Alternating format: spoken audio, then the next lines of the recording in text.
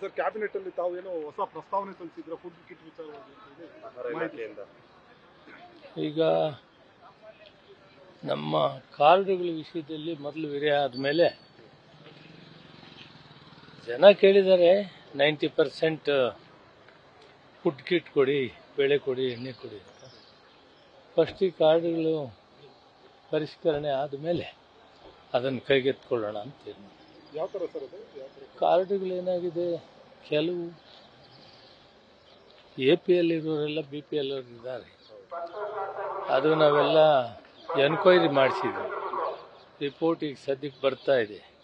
ಆ ರಿಪೋರ್ಟ್ ಬಂದ ಮೇಲೆ ಅದ್ರ ಬಗ್ಗೆ ಫಸ್ಟ್ ತೀರ್ಮಾನ ತಗೊಂಡು ನೆಕ್ಸ್ಟ್ ಇದನ್ನು ಮಾಡೋಣ ಅಂತ. ಯಾಕಂದರೆ ಈಗಾಗಲೇ ನಾವು ಜನ 90% ನಮಗೆ ಬೇಳೆ ಕೊಡಿ, ಎಣ್ಣೆ ಕೊಡಿ ಅಂತ ಕೇಳಿದ್ದಾರೆ.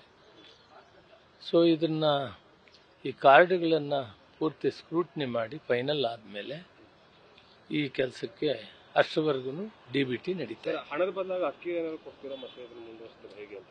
ಅಲ್ಲ, ಅವ್ರು ಕೇಳಿರೋದನ್ನ ನಾವು ಗಮನ ಕೊಡಬೇಕಲ್ಲ. ಅವ್ರು ಅಕ್ಕಿ ಕೇಳಲಿಲ್ಲ, ಬೇಳೆ ಕೊಡಿ, ಅಲ್ಲಿವರೆಗೂ ಹಣ ಕೊಡಿ, ಹಣ ಕೊಡೋಕ್ಕಾಗಿದ್ರೆ ಬೇಳೆ ಕೊಡಿ ಅಂತ ನಾವು ಹಣ ಕೊಡ್ತೀವಿ, ಅದಕ್ಕೇನಿಲ್ಲ.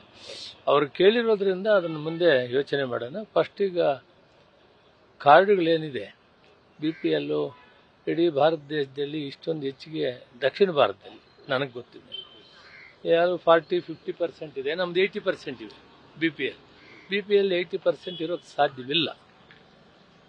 ಅದಕ್ಕೆ ಅದನ್ನೆಲ್ಲ ಡೀಟೇಲ್ ಆಗಿ ಎನ್ಕ್ವೈರಿ ಮಾಡಿ ಫಸ್ಟ್ ಇದನ್ನೆಲ್ಲ ಕರೆ ಮಾಡಿ ಆಮೇಲಿಂದ ನಾವು ಇದಕ್ಕೆ ಅಕ್ಕಿಗೆ ಕೇಂದ್ರ ಸರ್ಕಾರದ ಮೊರೆ ಹೋಗಿದ್ರಿ. ಈಗ ಬೇಳೆ ಅಥವಾ ಕೊಡ್ಬೇಕಾದ್ರೆ ಯಾವ ರೀತಿ ಅದೆಲ್ಲ ಮಾನದಂಡ ಎಲ್ಲ ಟೆಂಡರ್ ಮಾಡ್ತೀವಿ, ಅದಕ್ಕೇನಿಲ್ಲ, ಎಲ್ಲ ಟೆಂಡರ್. ಆದರೆ ರಾಜ್ಯಕ್ಕೆ ಕೆಲವು ರಾಜ್ಯದ ಕಾರ್ಡ್ಗಳಿಗೆ ಬೇಕಾಗ್ತದೆ, ಅದು ನಾವು ಫುಡ್ ಕಾರ್ಪೊರೇಷನ್ ಕೇಂದ್ರದಿಂದ ತಗೊಳ್ತೀವಿ.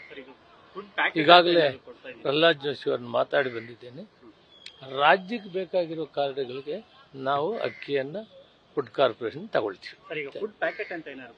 ಇಲ್ಲ, ಈಗ ಅದಕ್ಕೆ ಸ್ವಲ್ಪ ಟೈಮ್ ಆಗಿದೆ. ಕಾರ್ಡ್ಗಳನ್ನು ನಾವು ಇದು ಮಾಡಿ ಎನ್ಕ್ವೈರಿ ಮಾಡಿ ಡೀಟೇಲ್ ಅದರದ್ದು ಪರಿಷ್ಕರಣೆ ಮಾಡಿ ಫೈನಲ್ ಮಾಡಿ ಆಮೇಲೆ ಆ ಕಾರ್ಯಕ್ರಮ. ಇನ್ನೂ ಕೂಡ ಕಾರ್ಡ್ಗಳು ಸಿಗ್ತಾ ಇಲ್ಲ ಸರ್. ರೇಷನ್ ಕಾರ್ಡ್ಸ್ ಇದೆಲ್ಲ ಆದ್ಮೇಲೆ ಮತ್ತೆ ಓಪನ್ ಮಾಡ್ತೀವಿ. ಅರ್ಹತೆ ಇರೋರ್ಗೂ ಕೊಡಬೇಕಾಗ್ತದೆ, ಕೊಡೋಣ.